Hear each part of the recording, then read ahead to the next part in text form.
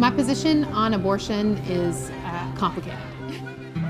I believe in choice. I believe in choices on all fronts. So I would see pro-life people responding, "I'll pray for you while you're in hell one day."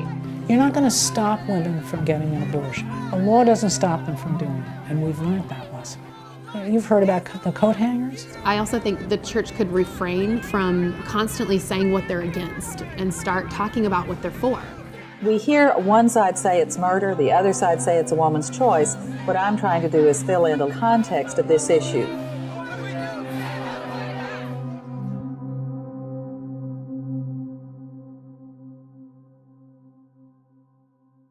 I was not always pro-life. I knew for myself I would never have an abortion, but it was not something I felt that I could put on another woman. My husband took me to a March for Life one year, and the story that touched my heart the most was Scott Klusendorf was the speaker, and he was telling a story about how he was speaking with a woman who found herself who was in the same position as I was, and he asked her why she wouldn't have an abortion herself, and she said because she believed that it was killing a baby. And he said, well, if you wouldn't have an abortion because it was killing a baby, why are you okay with someone else doing that? As a Republican, I believe in less government in all aspects of Americans' lives, and I believe that anti-choice laws are contrary to that belief.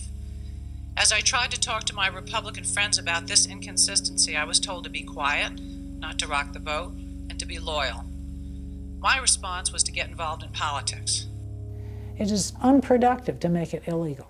It's unproductive to make it hard. It is also unproductive, in my view, to make the information out there not real. Many of the anti-choice groups are not giving full explanation and full education to women about what happens as you mature. And going back to the notion of kind of scaring them rather than informing them.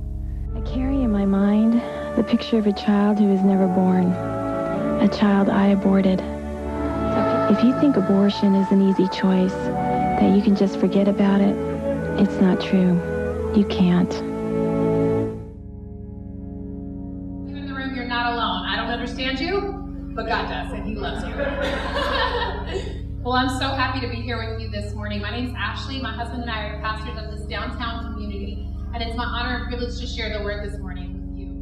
My position on abortion is pro-life, and I'm pro-life, and it's complicated because I do believe that we have to have resources available to people who are in desperate situations who might need to make a decision about whether or not they're keeping a baby, and I don't think any of us can pretend to know what another person is facing. We all think that we would make the right decision if we're in the situation, but we actually don't know what people are facing. And I think if we're going to call ourselves pro-life, we have to be pro-life from the womb to the tomb. And so that means that we're caring for the elderly in our midst, and it means that we actually care about immigrants who are running from a crisis in their community. You know, womb to tomb, we have to care about the entire personhood of somebody's whole life. The left celebrating this week when New York Governor Andrew Cuomo signed what they deemed to be a historic pro-abortion bill. So late-term abortion has created extreme emotions. My reaction to the Reproductive Health Act was extreme disappointment and absolute heartbreak, especially the joy with which the law was passed, the cheering and the clapping. And these are human lives that we're talking about, and ending a human life is not something that should be celebrated. People are aghast at the concept of a late-term abortion. And they're aghast because, for obvious reasons, it looks like you have a baby and it looks like somebody's killed a baby. You know, as a pro-life person, can be a bit difficult to stomach. The bill basically allows women to have abortions into the third trimester. Taking into account the health of the mother, the health umbrella, the definition of health of the mother is so vague and so wide-ranging that it can really encompass just about any reason. The reality is, if you go back to Roe versus Wade, only under the most extreme situations would anybody even consider having an abortion late. These late-term abortions, we get ourselves into a frenzy because we're making up scenarios that just wouldn't exist. While the supporters of this bill are stating that it won't be abused, that definition of health, there's no way to monitor that. Almost always when a woman is making this decision, and I mean legit, almost always, she's making this decision due to a very serious medical reason. Either her life or the baby's life would be at risk. There would never be a moment where a healthy mother and a healthy fetus in the late term would ever have an abortion. Period. End of discussion. And I think the rhetoric out there was quite hateful and shaming. No woman who has had to make a decision to have an abortion wants to see the things that we saw online and the visceral hatred that was just spewed everywhere. And while I support people being strong about justice issues, I felt very disappointed in the way that church handled this.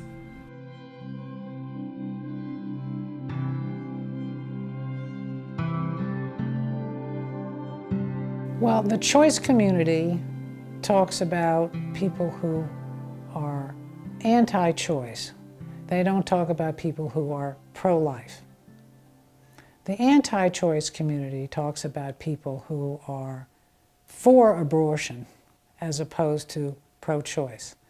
And I think the language has tripped us up enormously. I believe there are a lot of people who self-label as pro-life who have very, very similar views to people who self-identify as pro-choice. I think being pro-life is one of the most feminist viewpoints that you can have. It is all about supporting women at this step in their lives, at this phase that they find themselves in. It does them no service at all to make them believe, these women who find themselves in unplanned pregnancies, to make them believe that in order to fulfill their goals, to achieve their hopes and dreams, that they need to end this life that is growing inside of them. We need to be empowering these women to know that they can achieve those goals and at the same time have a successful family. I also believe that somebody who believes very strongly in children, but for whatever reason, they have a medical reason, they have an economic reason, they have an inability on their own part, and choose to have an abortion, I think they are not any less pro-life. So I myself have had an abortion, so this whole thing is very personal to me because I know what it's like to have to be in the middle of making a decision that you do not want to make. I can remember right after having my abortion and going to my hometown and seeing all these crosses on the lawn of City Hall, and they were to represent people, the abortions that had been had in our county. And I remember how visceral the shame was for me. And the bill being passed in New York and the reaction of the church, which is supposed to be this grace-filled, compassionate place, reminded me of that moment of shame. And I just thought to myself, who are we as the church? Is this who we are in the world? Is this what we do to people? Are we welcoming them in or are we pushing them out? When I'm interacting with someone, engaging with someone who is pro-choice, I always try to recognize and realize that we are coming from the same place. We are both trying to support these women and offer them hope. We just have very different ideas as to how to achieve that. Well, I would hope that if we could sit down together, that we could all respect each other and realize that the other person's point of view has value. I think there's a way for us to fight for justice and fight for the unborn in a way that is not shaming women who are in unbearable, unimaginable situations.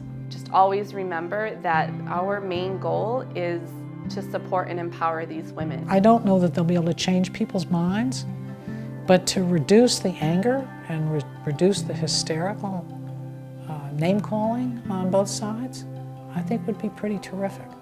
You know, I think women who are in unimaginable situations really need a community of love.